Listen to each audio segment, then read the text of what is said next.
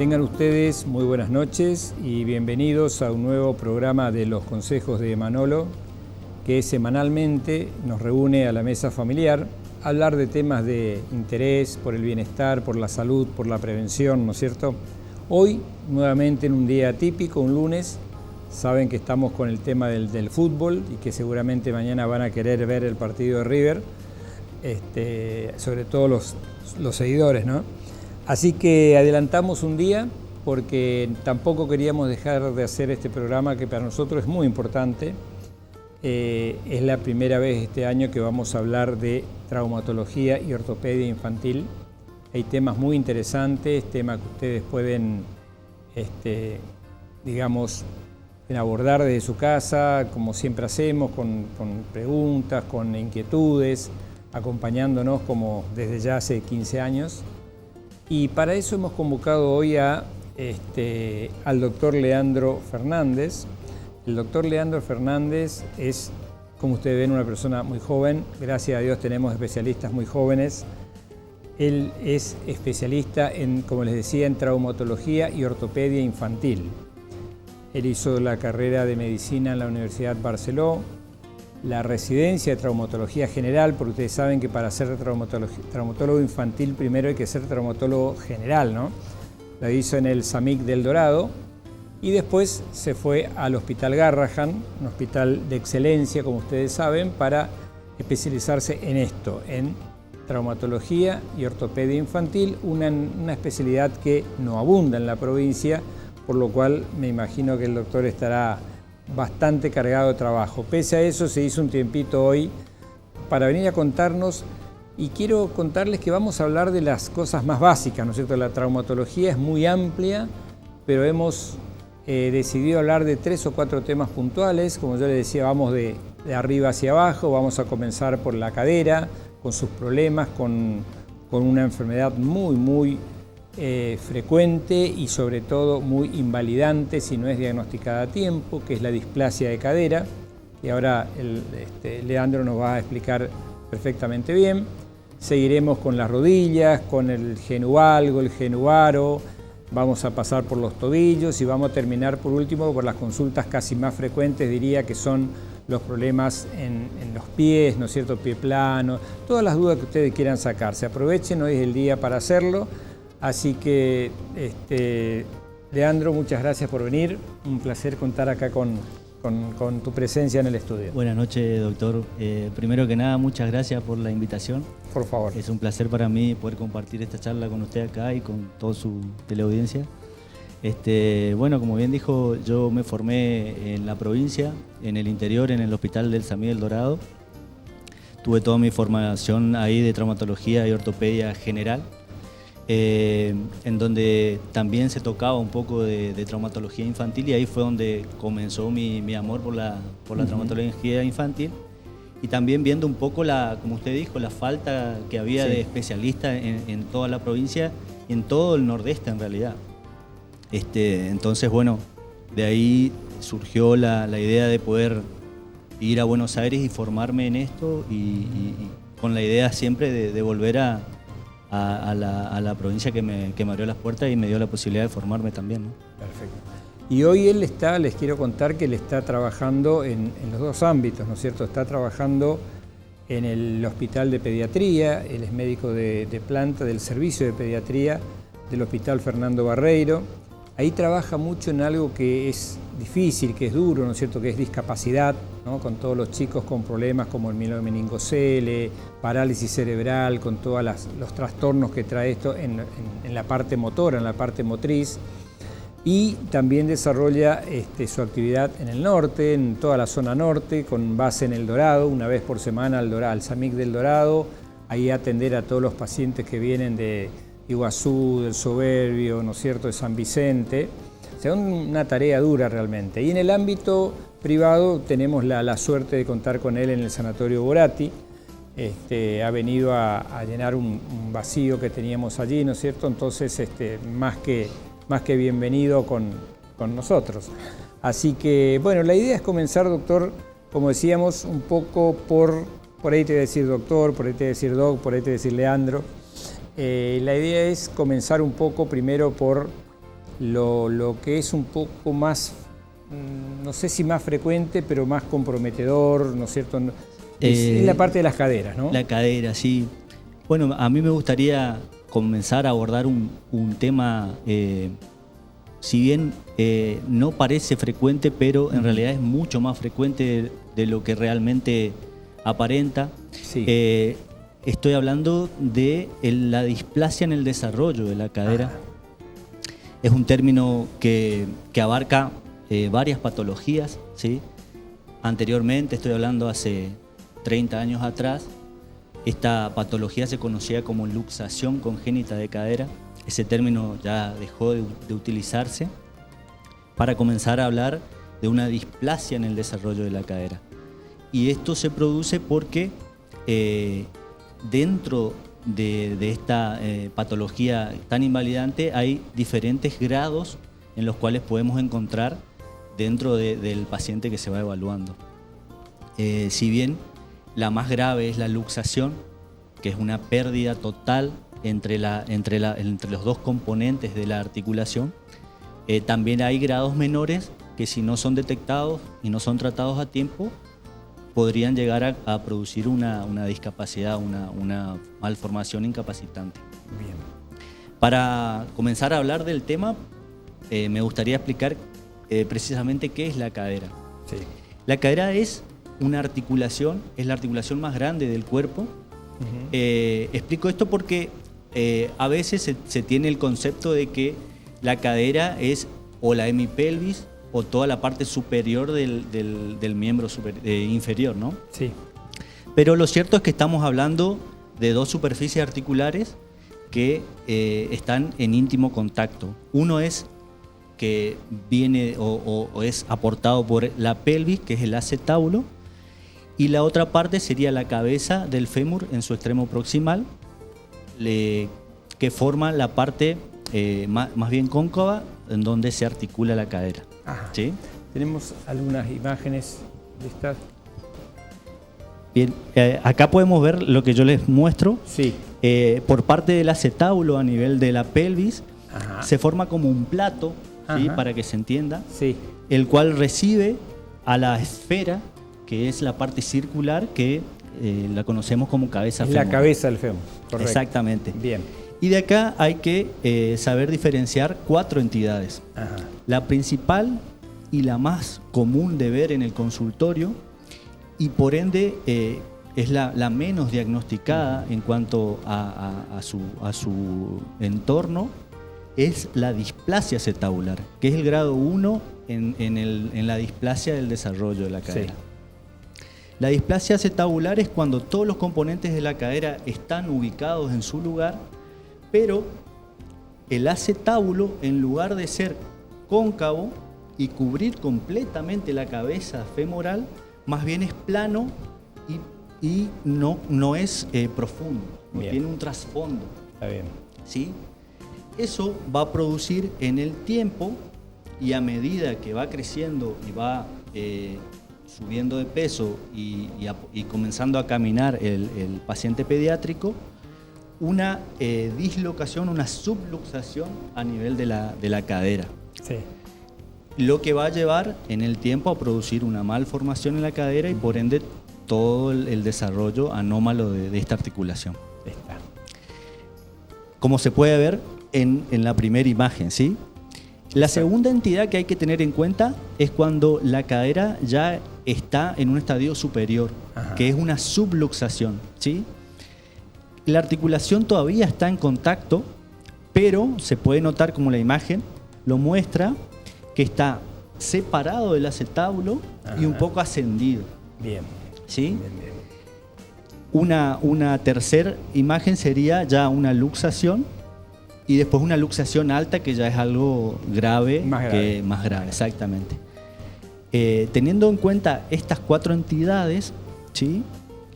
Hay que pensar en cómo se diagnostica esto, ¿sí? O sea, con esto el bebé puede nacer, digamos. El bebé nace con esto, exactamente. ¿No es cierto? Y puede nacer en cualquiera de estos estadios, sí, o comenzar de un estadio menor y ir progresando a medida que va creciendo. ¿Se entiende? Sí. Yo recuerdo, es simplemente para acompañar un poco que, digamos, en la función del pediatra acá cumple un rol importantísimo, del neonatólogo, ya diríamos, ¿no es cierto? Sí, sí, sí. Porque me acuerdo que los que hicimos pediatría de antes, ¿no? A veces la displasia o la luxación de cadera se diagnosticaba cuando el chico empezaba a caminar. Cuando empezaba a caminar y se notaba se notaba, cojeaba, ¿no? Se notaba renguito de un lado.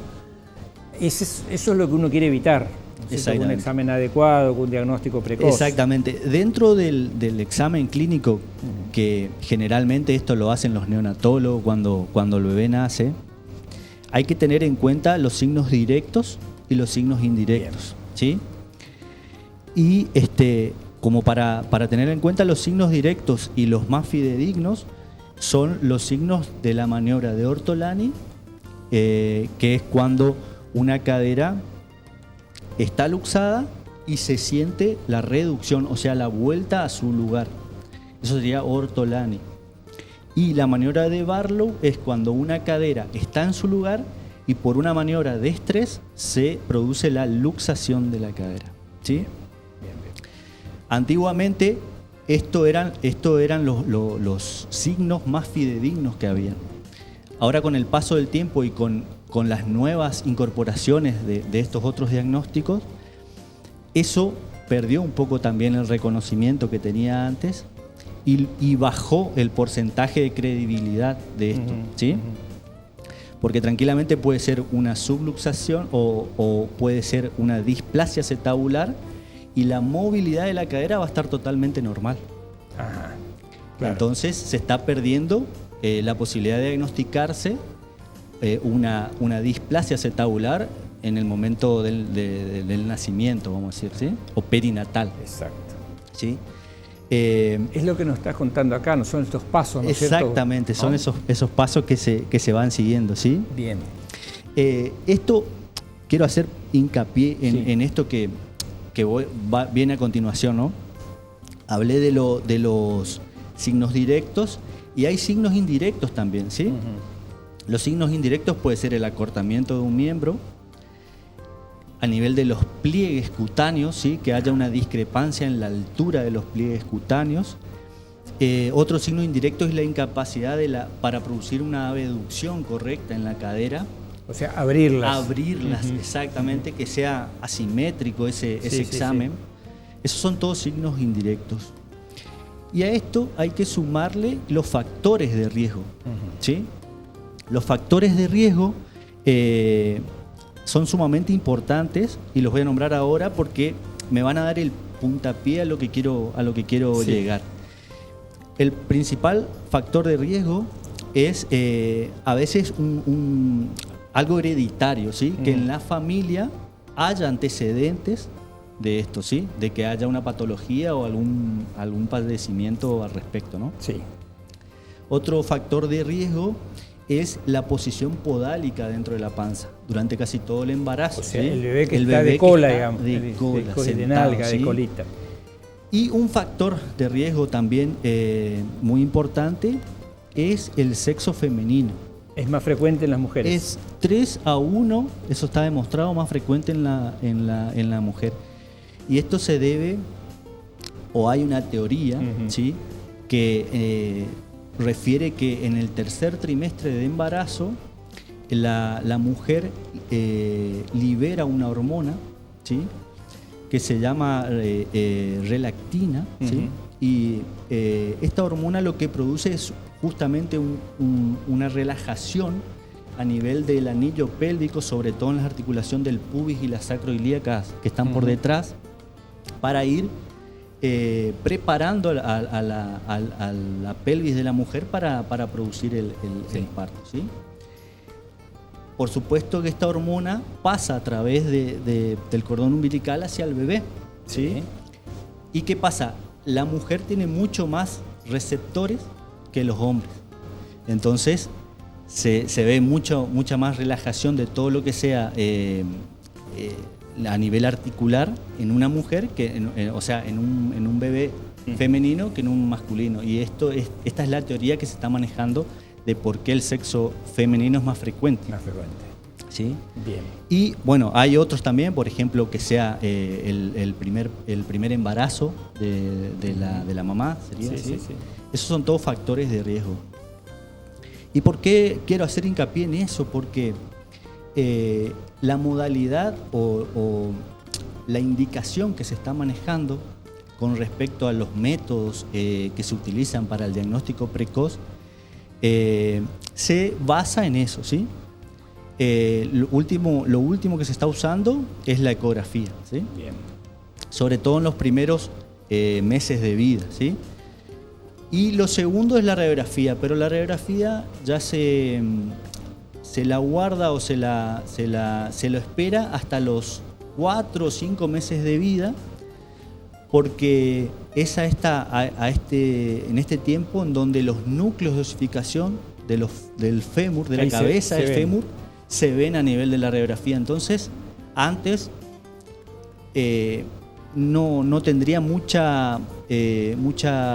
no sería muy fidedigno el estudio, ¿sí? Esta es una radiografía que marca perfectamente lo que estás diciendo, ¿no? Esta es una radiografía donde se puede ver claramente en la cadera derecha. Sí.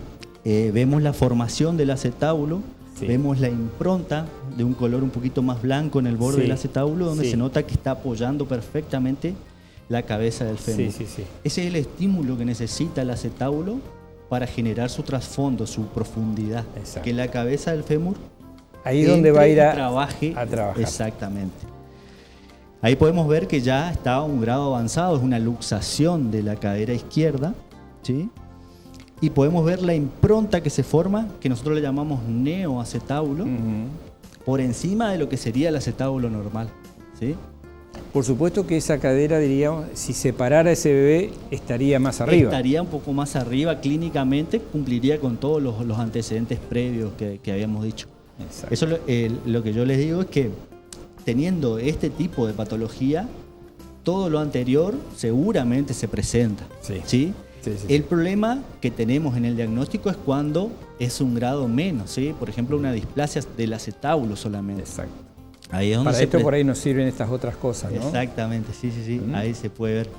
Esta es otra imagen que se puede ver. Esto está perfectamente, acá se nota perfectamente bien, la cadera de este lado está totalmente normal y la otra está como, podríamos decir, fuera de lugar. Fuera de lugar, se pierde la relación que hay entre el acetábulo y la cabeza femoral.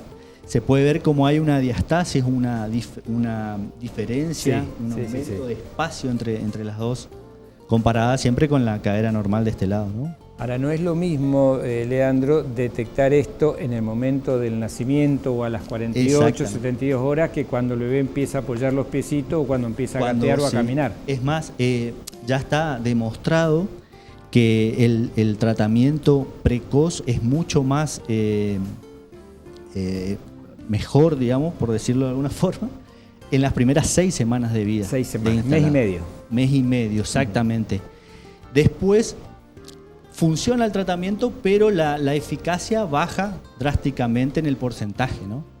Por eso es fundamental los métodos de diagnóstico precoces, o sea, básicamente la ecografía. Sí.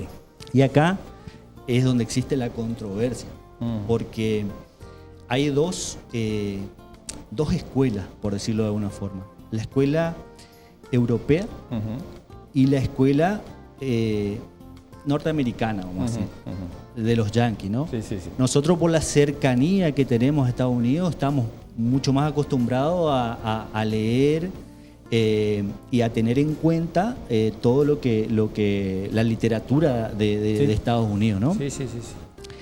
Y dentro de la literatura de Estados Unidos hay tres formas de pensar, ¿sí? Según a quién lo sigas, ¿no? A qué estudio siga. Están los que dicen que se hace la ecografía solo si hay algunas dudas, que el examen clínico es suficiente. Sigue siendo suficiente, ¿sí? Después hay una segunda opinión que dice que, y es la que más se adoptó en el sur de América, digamos, que dice que se indican los estudios aquellos pacientes que cumplen con los criterios y que tienen antecedentes. Está bien. ¿Sí? Que es lo que hablábamos anteriormente, ¿sí? Que es lo que más se usa en la Argentina. Y después está una tercera opinión que para nosotros los ortopedistas es la más correcta, que es la que dice que a todos los pacientes se le tiene que hacer el estudio de screening, cosa de bajar a lo menos posible la posibilidad de que se nos escape un diagnóstico. Disminuir el riesgo. Disminuir el riesgo completamente. Y la opinión europea coincide con esta última. Ajá. Entonces, nosotros los ortopedistas infantiles sabemos los problemas, las secuelas y lo complicado que es el tratamiento llegando tarde a esta patología. Entonces tratamos de que en lo posible, obviamente, hay lugares que se puede acceder a una ecografía lo antes posible y hay lugares que no. Pero en el caso de que no haya una ecografía a disposición, la radiografía sigue siendo un buen método ante nada preferimos tener una radiografía. Exacto. A eso quiero llegar y eso quiero remarcar, ¿viste? Porque siempre me pasa a mí en el consultorio que me llega un paciente a los 2 meses con la primera ecografía hecha a los 2 meses, ¿viste? Sí. Y de repente una ecografía que no es lo más alentadora. Y ya estamos a 4 semanas, sí. Ya perdimos el tiempo de oro, sí. Y estamos corriendo de atrás a la patología. Está bien. ¿Cuál sería el momento ideal para hacerlo? Ideal sería la primera semana de vida a las 2 semanas de vida. Que tenga una ecografía de cadera como método de screening, digamos. Así como la prueba del taloncito, como las autoemisiones acústicas, que se haga la ecografía de cadera. Eso sería para nosotros lo ideal. Lo ideal. Ni hablar si tiene antecedentes y factores de riesgo, ¿no? Bien. Justamente por esto, porque el examen clínico demostró que tiene, si bien presenta alguna de estas maniobras positivas, tiene alto porcentaje de efectividad. El que no lo tenga no significa que no se esté produciendo la patología. Exacto. ¿Sí? Ahora, Leandro, si yo, pediatra, me encuentro, ¿no es cierto?, al 15 días, a los 20 días, al mes, o cuando apareció la ecografía, o a lo mejor en el momento del nacimiento, cuando se hace un buen examen neonatal, ¿no es cierto? Eso forma parte de esa revisión que se hace a los 5 minutos de haber nacido. A veces uno ya con la maniobra Ortolani puede detectar, ¿no es cierto?, una luxación de una o de las 2 caderas.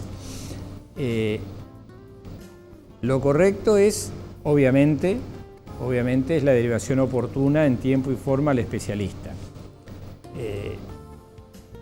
También está la otra posibilidad de que no lo tengamos a mano tan fácilmente y que pase un tiempo. Hay cosas que por ahí uno con la experiencia sabe que puede ir haciendo. Ahora, hoy por hoy, un chico que nace con una displasia de cadera o con una luxación de cadera, o que se la detectan, no estaban los planes, pero al hacerse la ecografía apareció, y va al especialista, ¿no es cierto? O sea, ustedes, que no son muchos, son pocos, pero bueno, tienen que amacarse. El tratamiento, ¿no es cierto? Va, digamos, ¿es posible revertir totalmente una displasia de cadera? El tratamiento ha demostrado una eficacia, sobre todo en las primeras 6 semanas, como te había dicho, del 98%. Ajá. Y consta básicamente de un dispositivo que se llama arnés. Justo lo estamos mostrando exactamente. Bien. Lleva el nombre del médico que lo inventó, que es el Dr. Pavlik. Es un arnés de Pavlik. Se usa, tiene su secreto para usarlo. Sí. ¿Sí? Necesita, por lo menos al principio, de una instrucción para usarlo. Sí. Si bien ahora con toda la información que se da es fácil conseguir. Hay una guía que se puede conseguir en internet, o incluso cuando lo compran al arnés, tiene los pasos de cómo utilizarlo. Yo siempre recomiendo que haya una primer consulta al momento de usar, porque si bien es algo que generalmente es inocuo, ¿sí?, están descritas patologías por el uso del arnés. Entonces es fundamental que los padres... Usarlo en la forma correcta. Usarlo en su forma correcta y siempre guiado por un especialista o una persona que esté instruida para hacerlo. Claro. ¿Sí? Lo que tienen que entender, ¿no es cierto?, y esto él seguramente lo va a decir, es que esto que parece traumático, que parece molesto, esta es la solución, ¿no es cierto?, para que el bebé pueda después tener una marcha normal, una marcha como cualquier otro compañerito. Es molesto al principio. Yo me los que somos ya un poco más, llevamos unos años en esto, digamos, cuando nosotros hacíamos pediatría no existía todavía el arnés, o recién empezaba a usarse. Nosotros hemos visto chicos enyesados. Exactamente, sí. Entonces, enyesados, ¿no es cierto? Esto, totalmente. Claro, esto bien utilizado y en su tiempo, la idea es prevenir una cirugía. Claro. ¿Sí? O en el caso de que se indique una cirugía, sea lo menos invasiva posible. ¿Sí? Porque hay casos en donde necesita una cirugía, en casos avanzados, la cadera muy alta, hay diferentes tratamientos, se indica según edad, una cirugía, ¿sí?, que va desde una tenotomía hasta un corte en el hueso, la osteotomía, en el hueso del fémur y en el hueso de la pelvis, y se utilizan yesos hasta que consoliden las osteotomías, ¿sí? Bien. Son tratamientos sumamente invasivos que dependen mucho de muchos factores para que tengan una buena evolución y con el pronóstico reservado, ¿sí? Para un chiquito que se le diagnosticó, ¿no es cierto?, a tiempo, y que comenzó a usar el arnés y lo usó en la forma correcta, más o menos, ¿cuánto tiempo debería usar el arnés para considerar que está fuera? Y eso, sí, eso es bastante relativo según el paciente, pero no menos de 6 semanas, ¿sí?, a 2 meses, y se va controlando con radiografías. Bien. ¿Sí? Y bueno, es fundamental el seguimiento y el acompañamiento a los padres más que nada, porque, como bien lo dijo usted, doctor, el arnés es algo incómodo de usar. Sí. El bebé no sabe lo que está pasando, no entiende. Probablemente la primera semana le moleste, llore, sea inquieto, ¿sí? Dentro de la práctica que yo realizo, me gusta ubicar el arnés y no ajustarlo de repente, digamos, ¿sí? Ir paulatinamente colocándolo en posición, ¿sí? Básicamente lo que realiza, la función que intenta realizar el arnés es relajar esos músculos que están contracturados y que se llevaron la articulación de su lugar, sí, y que paulatinamente la cabeza del fémur vuelva al acetábulo, que es su lugar de origen, ¿sí? Que vuelva a encajar en ese lugar. Exactamente, para que se pueda producir esta unión y que el estímulo genere un acetábulo normal. Perfecto. ¿Sí? O sea, podríamos decir que diagnosticado a tiempo y con el tratamiento correcto es algo totalmente pasible de revertir. Exactamente, sí. Bien. Obviamente que requiere de la persona adecuada, de la indicación correcta, ¿no es cierto?, y del especialista correcto. Pero tranquilos, porque es algo, como nos dice el doctor, tiene solución, ¿no es cierto? Ya es excepcional que un chico llegue a una cirugía. Exactamente, sí. Si bien todavía tenemos casos. Sí, pero cada vez menos, seguramente. Cada vez menos, sí. Y bueno, y como le digo, dependiendo de la edad y de la gravedad de la patología, se toma la conducta necesaria. Perfecto. Pero ya hablando de una cirugía. Bien, doctor. Dejamos la cadera y nos vamos un poquito más abajo. Bien. ¿No es cierto? Nos vamos a encontrar con las rodillas. Las rodillas. Otro tema, ¿no es cierto? Es una consulta sumamente frecuente en consultorio.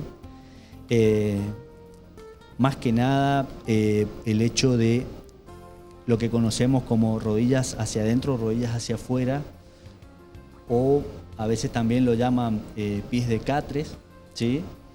O entre piernas en paréntesis, ¿sí? Como estamos mirando.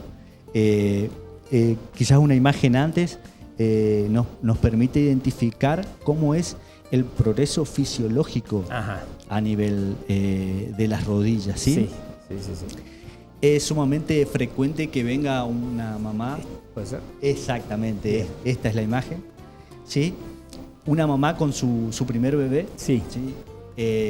Como dice ahí, entre los primeros 2 o 3 años de vida, en donde ella nota que las piernas se van hacia adentro, ¿sí? Entonces hay que explicarle o hay que hacerle entender que lo más probable es que eso sea fisiológico. Es una forma de comportarse del hueso en la primera Hacia infancia. adentro sería así. Exactamente. El chueco, digamos. El chueco, El exactamente, chueco. ¿sí? El bebé, el niño chueco. El niño chueco, ¿sí? El bebé. Sí, bebé, sí. Bebé. Eso, a medida que el bebé va creciendo, va dejando de ser solamente lactante exclusivo, va ingiriendo otro tipo de alimentos, ¿sí?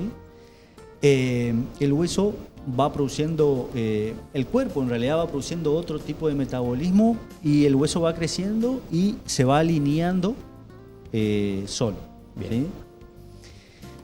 Tal es el punto que entre los 3 y 8 años, cuando lo tenemos en reposo al paciente, podemos ver que las piernas están derechitas, ¿sí? Pero cuando se para, eso cambia drásticamente. Las rodillas van hacia adentro y las piernas van hacia afuera, como muestra la imagen, ¿sí? El pata de catre. El pata de catre, exactamente. Esto probablemente sea a causa de que el chico, como dijimos, va aumentando de peso, va aumentando de tamaño, va creciendo.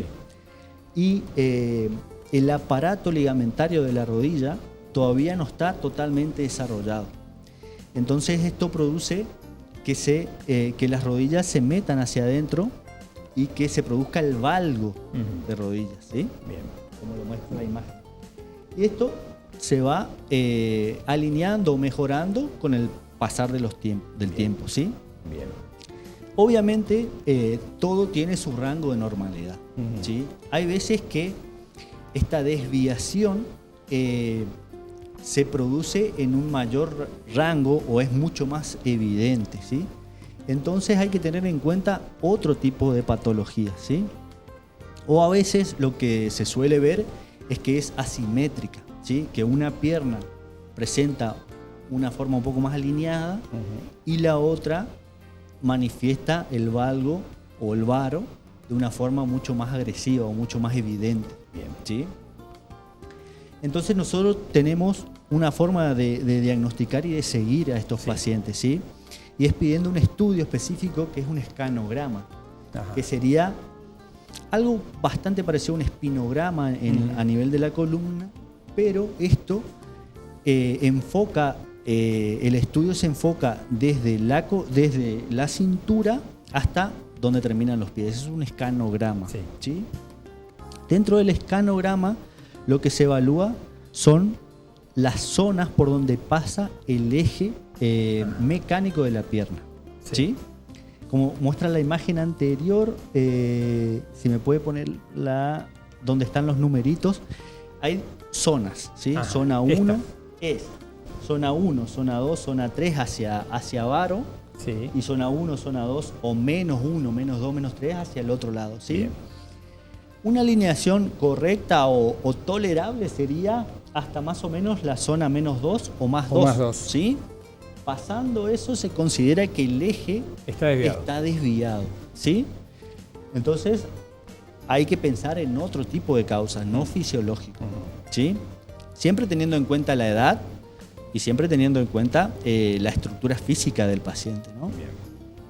Una de las causas más frecuentes que produce esto es una secuela de una infección a nivel de la rodilla, ¿sí? Que puede ser, por ejemplo, una artritis de rodilla, ¿sí?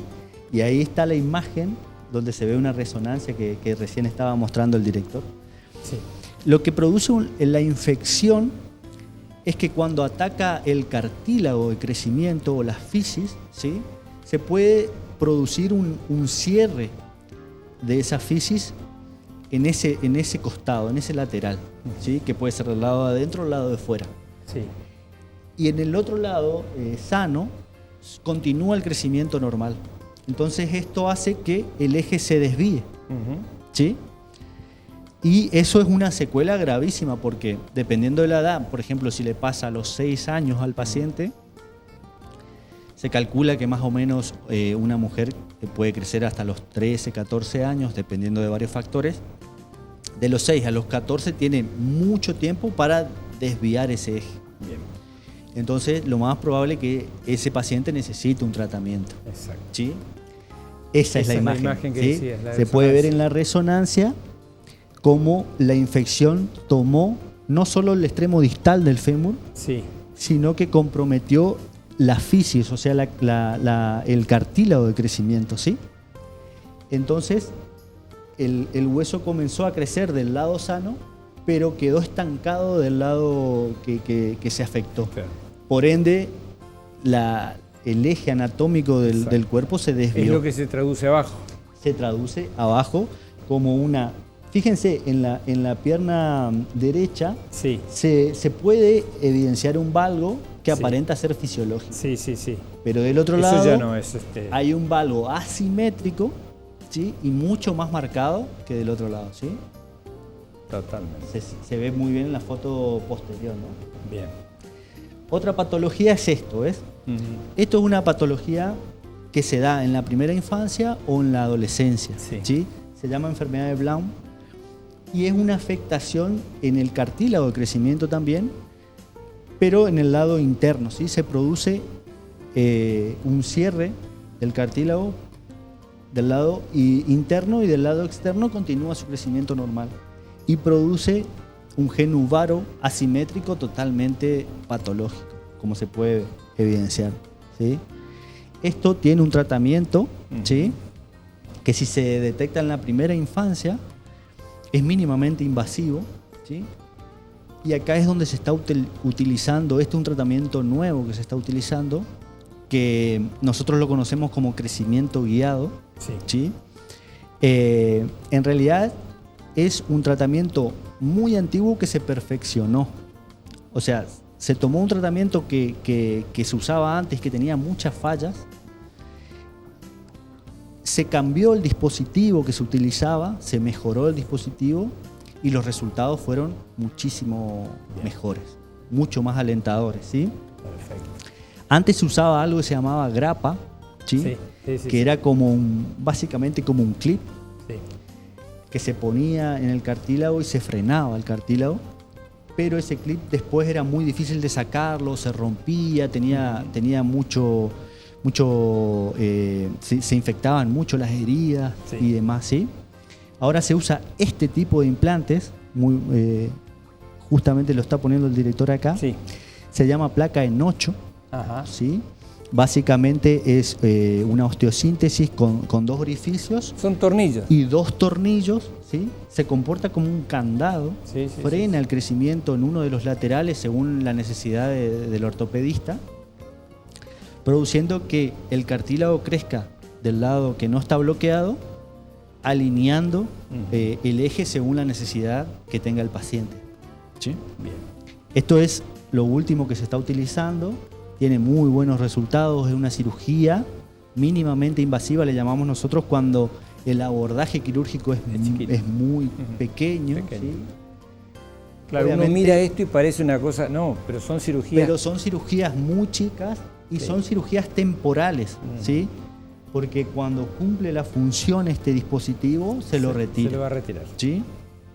Bien. Obviamente esto diagnosticado en tiempo y forma y con el cartílago de crecimiento abierto y funcionando, ¿sí?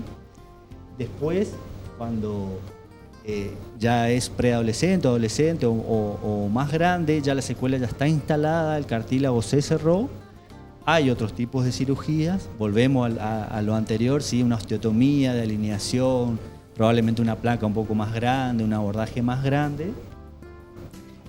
Pero la idea con este tratamiento es tratar siempre de evitar un tratamiento más invasivo o aprovechar la plasticidad del pediátrico y la posibilidad que nos da de poder instalar estos tratamientos de la forma menos incruenta posible.